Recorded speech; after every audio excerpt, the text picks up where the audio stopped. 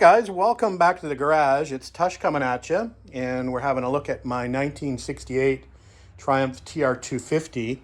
And if you're a fairly new viewer to this channel or a new subscriber, you may not have even seen this car before, but it's a restoration that was completed in 2022, made its debut at the six-pack trials then, September of 2022, and did quite well on its inaugural trip. And we've driven it sparingly since then, let's say. There's a few issues with the car that need to be rectified.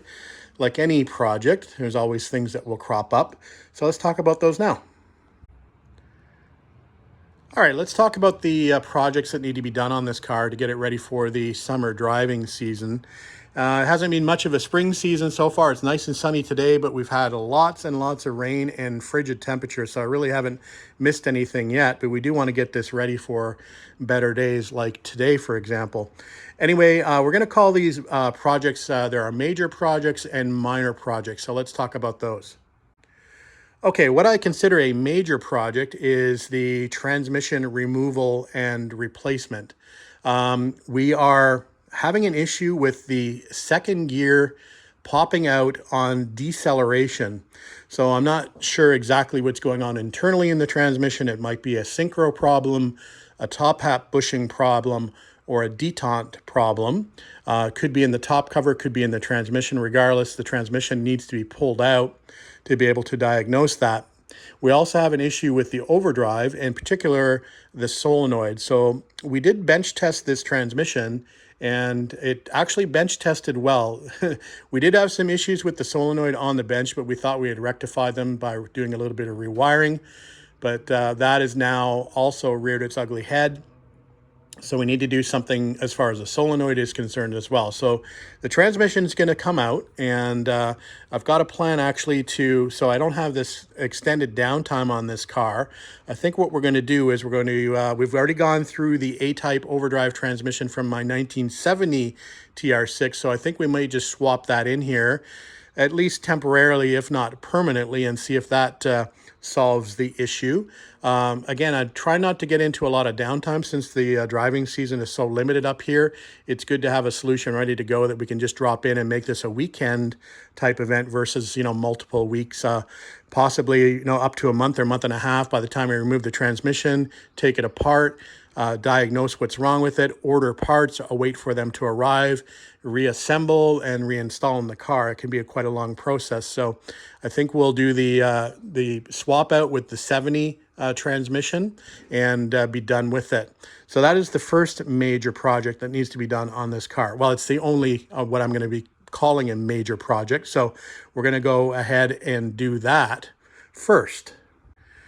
Now, minor project-wise, we've got a few projects to do. One of them entails a fix to the gas line, and we have a leak actually around this area of the car. And if you're not familiar with these cars, there's a metal line that runs along the chassis rail, and then it runs into or converts into a rubber line that moves up to the fuel pump. So I think in the union where it's actually going from the metal line to the rubber line, I've either got a pinhole in the metal line or something's happened with the rubber line or the clamp is loose. Regardless, I need to get under there and fix that because we've got a leak there. So that should be a fairly simple project. I hopefully haven't jinxed it now, but that should be a fairly simple project to rectify. So that will be also probably the first thing I do because it's obviously leaking currently, is just dripping fuel, and I can smell gas out in the garage. So that'll probably be the first thing we do before we even touch the transmission, is get that fixed. Hopefully that's a quick and easy fix. Now, the number two minor project on this car, and some of you might call it major, is a seat swap. So right now we've got the 69 Triumph TR6 seats in here. So these are obviously the incorrect seats, but they are the best of the TR6 range of seats. These were a one-year-only seat that have a folding headrest, and they are quite comfortable actually, but they are still not as comfortable as the Miata seats. And I've got a set of Miata seats along with the mounting kit, conversion kit available for this car. So I think what we'll do, since we're pulling the transmission anyway, I need to pull the transmission tunnel out, it's probably a good opportunity to also do the seat swap that I'd planned to do at some point anyway. So we're going to be converting these over to Miata seats. Some of you may not like that. I do not like although I have the TR250 seats, they have the very low backs on them, and I'm not very happy with that low back seat. I find them uncomfortable after about 2 to 3 hours. I like to tour in my car, so I want some seat that's got some good support and comfort for longer touring. So we're going to go to the Miata seat conversion. Another project that needs to be done on the car is I've got an issue with the driver's side window glass, and I believe it's actually out of the track. It's actually coming up on a bit of an angle. So I think what's happened is that when I did the window the window channels on the sides, I relined those with Velcro, and I believe I made those a little bit too tight. So the windows are pretty difficult actually to wind up. So what I'm going to do is I'm going to take those window channels out and reline them and open them up a bit so they're not quite so tight. I wanted them tight because I didn't want the glass to rattle, but I didn't want them as tight as they are. So we're not only going to fix the driver's side door, but we have the same issue on the passenger side door that's not out of its track. It actually winds up straight, but it's actually incredibly difficult to wind up. So we're going to take the panels off the doors and have a look at those and rectify the door tracks and refit those or refelt those to make the glass actuate a little bit better. All right, some of the other issues I want to take care of are just merely cosmetic. I do store this car for quite a bit of the time throughout the year, and the storage location where this is at has a little bit of moisture in the air, unfortunately. So some of the bits have rusted, like for example, the fasteners here on the steering wheel, you might see a little bit of surface rust on them. Well, I can't live with that, so we're going to replace those fasteners, probably with some stainless steel ones. I also have some issues here in the engine bay with a few fasteners with a bit of rust. For example, here on the top of the thermostat neck, yeah, you can see a little bit of rust there. The white dot on there is a signification to me that that was torqued at some point in time. But anyway, I can't deal with the rust, and we've got some rust on our ARP studs here and even on our head. So we want to take care of that and just give that a bit of a touch up and an overall cleaning of the car. Like I said, it hasn't been cleaned since it came out of storage, so it's kind of messy and dirty in here. It may not look it, but I don't know if you can see the dust. I could probably write my name, Tush. It's filthy. So we need to fix that as well. Need to bring it back up to snuff. All right, so there is the overview of the projects that need to happen on the car. We may come across a few other things that need to happen, and I'll let you know along the way. Anyway, the first thing we need to do is we need to get the car up on jack stands. And like I said, I think what we're going to do is we're going to attack that fuel leak first. So it only makes sense to rectify that so we don't get the gas smell in the garage and we don't have fuel leaking all over the place. So we'll do that first, and then we'll probably start tearing the interior apart in order to get to the transmission tunnel, which is a two-piece tunnel, if I recall, in this car. So in order to do that, we will remove the seats, which we need to remove anyway. So we'll get to doing that. Anyway, stay tuned. All right, the car's up on stands, and as per my normal, I have it up pretty high. These are 6-ton stands, so they're pretty beefy. They also have the safety pins, although I'm on the lowest setting. So the car's nice and solid, and first thing we're going to tackle is that gas leak. So I just thought I'd show you. Basically, there is where it's leaking from, and there's where it runs to. So it is a little smelly in the garage at the moment, but we're going to rectify that first. So I think what I'm going to do is I'm going to clamp the line here at the rear where it comes out of the hard line from the bottom of the tank into a soft line and then back into that metal pipe that we talked about. So I'm going to find that line. We're going to clamp it off. We've got one of these clampy doodad thingies over here that works quite well. If you don't have one of these, you should probably carry one even in the car. In an emergency, it's great to clamp off a fuel line if you need to do some roadside repairs and you need to stop the flow of gas. It's good to have those in your toolbox. So we'll do that, and then we'll clean up our gas spill and move forward from there. I'll try to detect where it's actually leaking from and bring you along when I get down there. All right, here we are up under the front of the car. And if you remember me talking about the union of the metal line that runs along the chassis up to the rubber line, that is here, but it's not leaking from here. It's leaking from another obvious location, which is right there. If you can see this abrasion here now, You would think that maybe that was caused by where it's rubbing on this hole through the frame, but in actuality, it's not, because I can't even push the line that far in. So I believe, remember I said it might be a rodent or a mouse? I think that's a mouse bite. And if I look back here a little further, I don't know if you can see it or not, there's another little nick in the hose right here. So I think an actual mouse has chewed a hole in this line. I don't know if I can get a better shot, maybe some more light on this. You can probably see it a little bit better. How's that? You see that? It's a pretty good chew. I have to go into town on it, having some dinner. Probably chewed it until gas started spurting out of there. Anyway, we're going to replace this line, and that should get rid of this gas leak up here. Like I said, hopefully it was going to be fairly easy to find and fix, and it looks like it's fairly easy to find at least. Let me see if I have some new hose. All right, now that we've determined where that fuel line is leaking from, I've gone ahead and ordered some line, so we'll have to wait for that to come. In the meantime, what I think we'll start to do is to start to disassemble the interior and get the seats out of it. I think in order to do this a little bit easier, obviously when it comes to transmission removal, it's going to be easier if the hardtop is off the car. So I think what we'll do is take the hardtop off now. Easier said than done. I believe I've only had this top off once since I've built the car. So let's see if we can get this off successfully and stored away safely.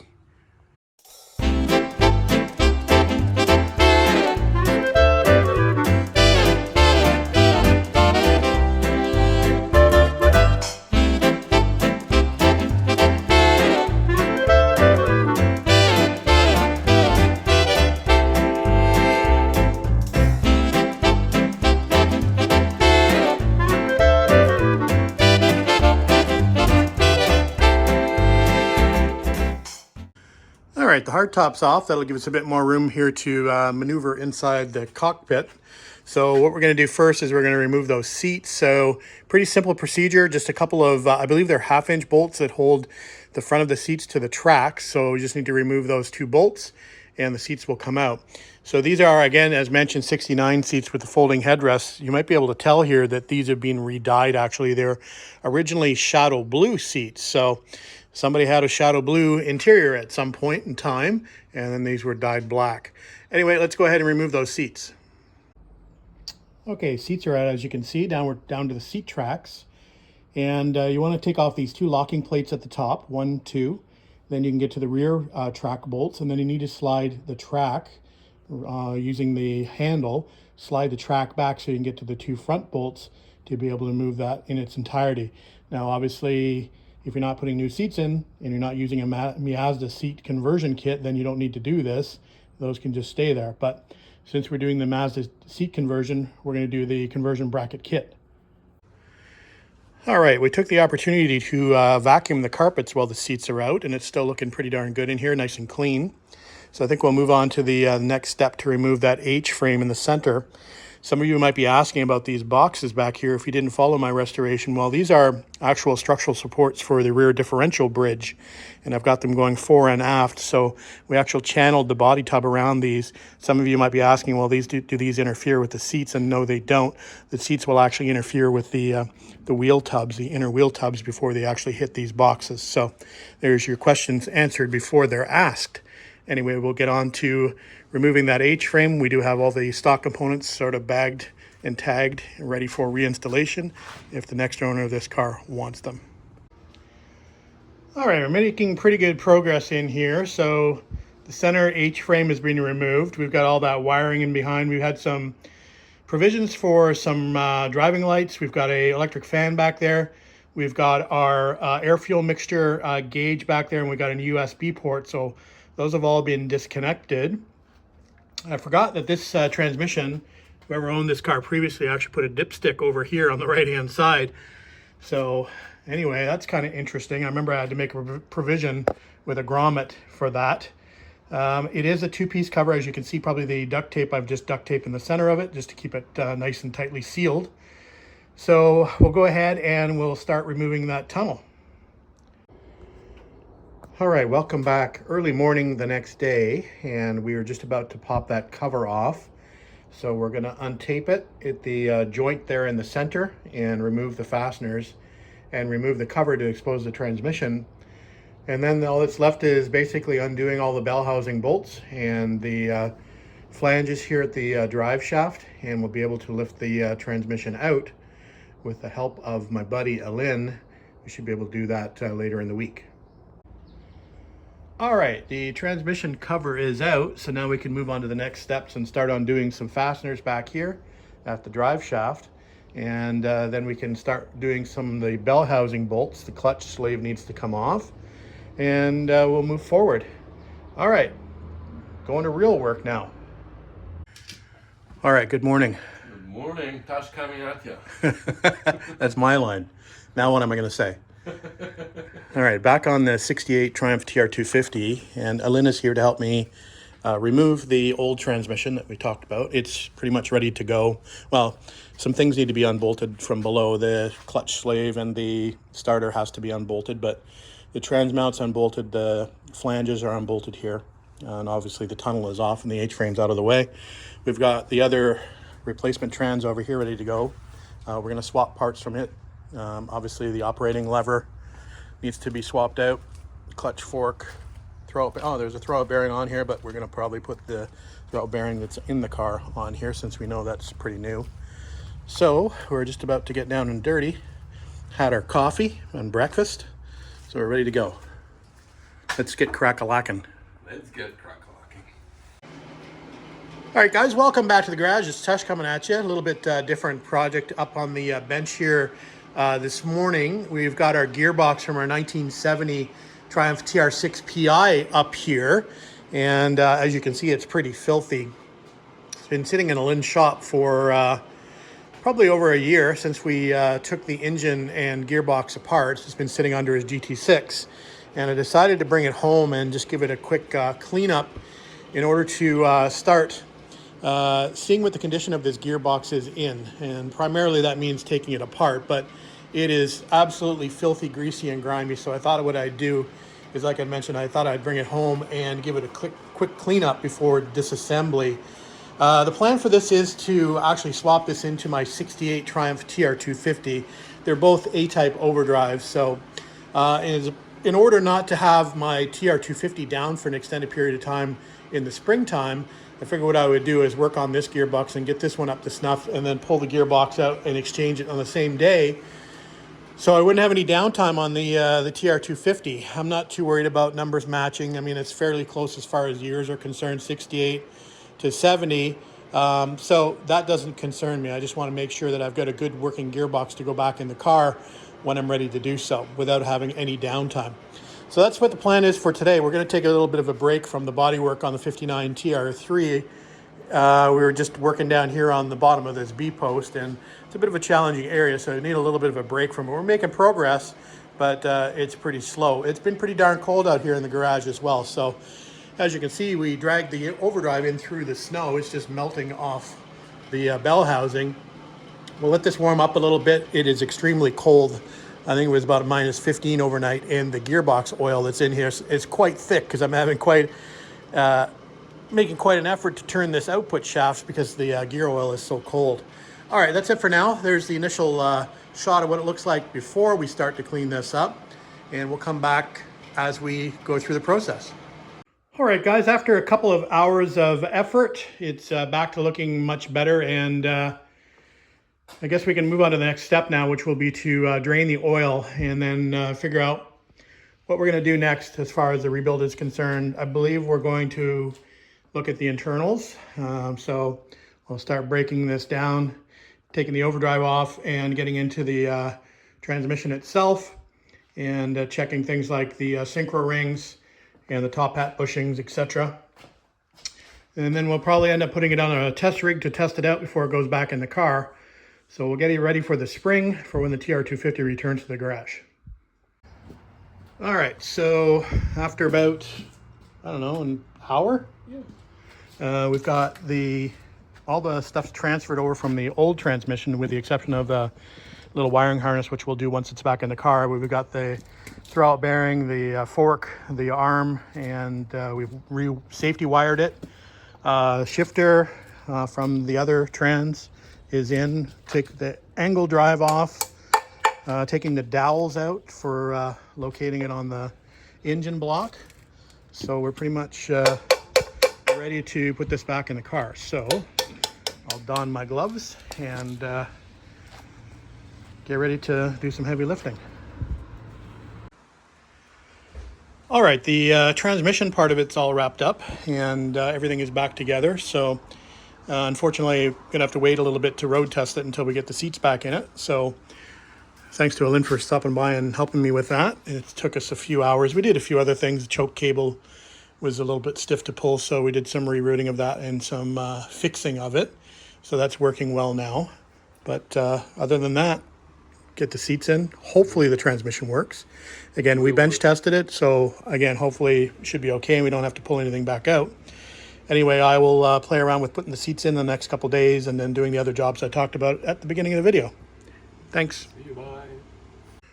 All right, guys, now that we've got the transmission back in and the interior pretty much situated, before we do the Miata seat conversion, I figured we'd attack the doors. And if you remember, I'd mentioned that I thought the window was out of the track here on the driver's side door. And I think you can probably see that.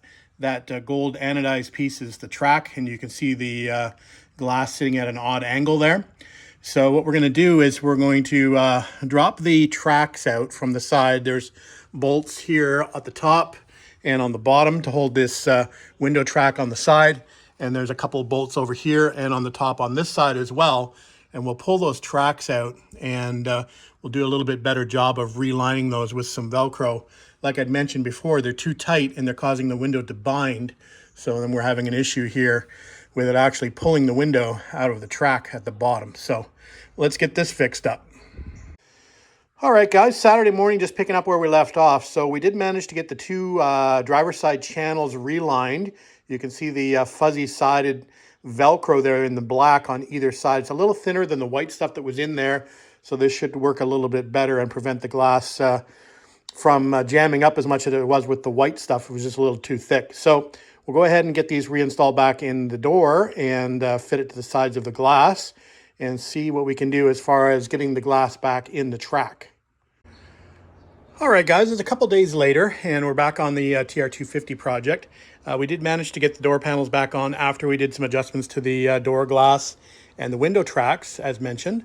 So that's good. We've got the handles back on, which was a bit of a chore, but they are on.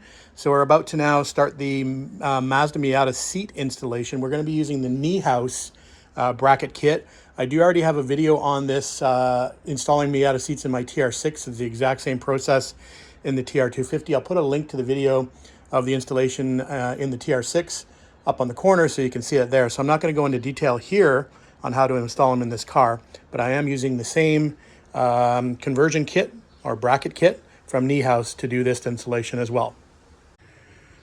All right, for anybody that might be interested, this is the part number from Moss for this kit, 801425. And again, it's from Knee House Restoration Products. And it's for TR4 through 6, 61 to 76. And again, it's for the NA Miata seat conversions. I'm not sure if you can use this for the NB seats, but the seats I have are NA seats, and it's guaranteed to work for that. So this is what you get in the kit. That is all of it. The two main rails and then a couple of other brackets here, and the rest is basically hardware. You get a full color diagram to follow along. And this still lets you know what modifications you also need to do to the seats, because there are some modifications you need to do to the stock seat rails on the bottom of the Miata seats. So we've got to do that first before we even incorporate the kit.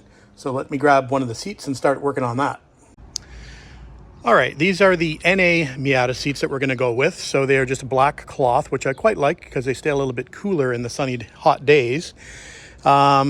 We are going to do some modifications here to the seat tracks in order to work with the bracketry kit that we've got. We need to remove these factory locating pins, so you can either grind these out from the back or you can just cut them off flush. So there's a couple locating pins here at the front of the seat. Then we need to remove the seat tracks entirely, so you take off the adjuster wire and basically pulls the adjuster mechanism. So we remove that temporarily. There's 4 bolts holding the seat tracks on. They are 12 millimeter bolts, so we remove those. These need to be bent straight. So you can see they're on an angle right now. So these need to be stuck in a vise and bent straight. You don't need heat. You should have enough strength just to bend them by hand. They're not that sturdy of metal. We're also going to bend the backs a little bit straighter as well, as they're on a little bit of an angle.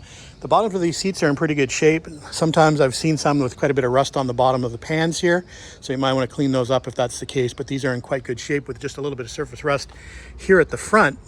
So I think we're good to go. So I've removed one bolt already. We'll go ahead and remove the rest of the seat tracks, and then we'll bring it back for the next step. Okay, just a quick look of those two seat brackets modified. So the little pins have been ground down, or cut off and ground down. And as mentioned, those have been straightened, front and rear. So those are pretty good on both sides. So we'll go ahead and we'll put these back on the bottom of the seats and progress to getting them in the car. All right, just wanted to give you a quick look at the brackets in place loosely. And we're just about to fit the Miata seat. Nothing is tight, all just loose. We've got the studs in the floor here at the front. There's a nylon spacer and then a fender washer that goes on top of that. It's this inside location at the front. Bracket here, and these loosely fastened. So we want them to be movable a little bit before we bring the Miata seat in, and plunk it down where it needs to be on the studs that are protruding from the brackets. So we'll do that now.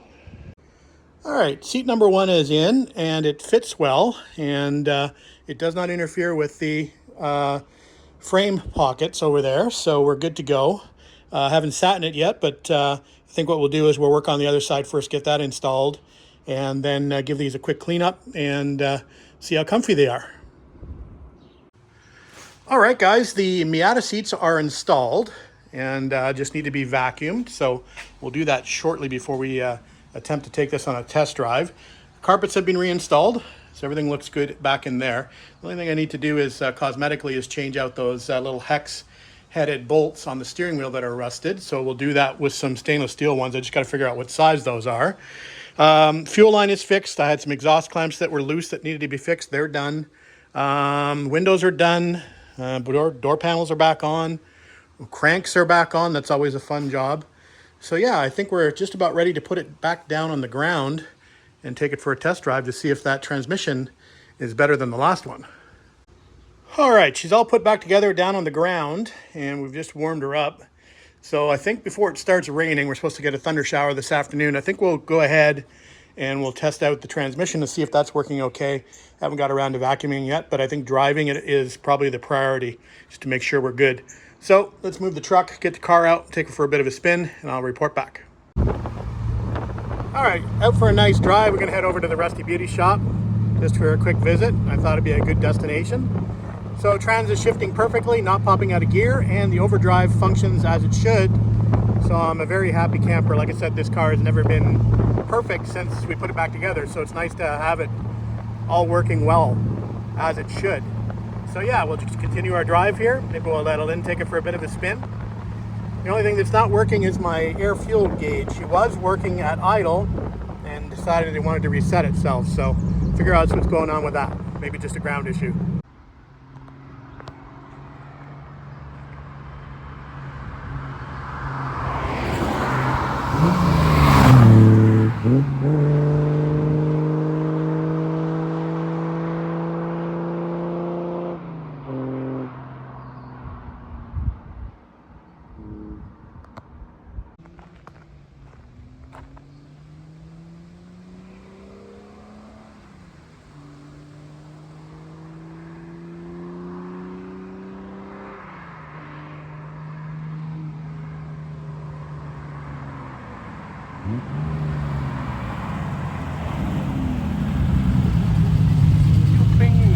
Yeah. All right, we've got the steam cleaner out. We're going to give these seats a bit of a cleanup. See if we can get a few of the little stains out here in the back part of the seat. Other than that, they look pretty good. So let's see what they look like after a bit of a steam cleaning.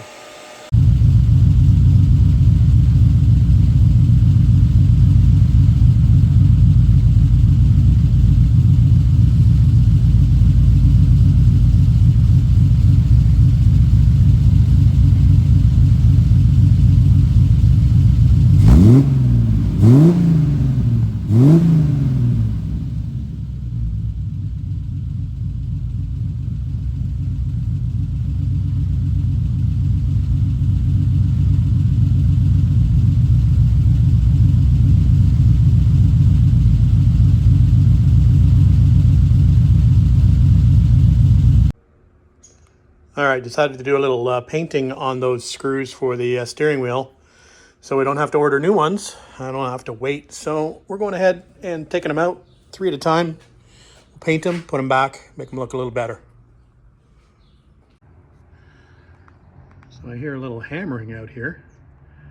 You guys can see that woodpecker on my weeping mulberry tree. Just a hammering away. See if we can get a little closer.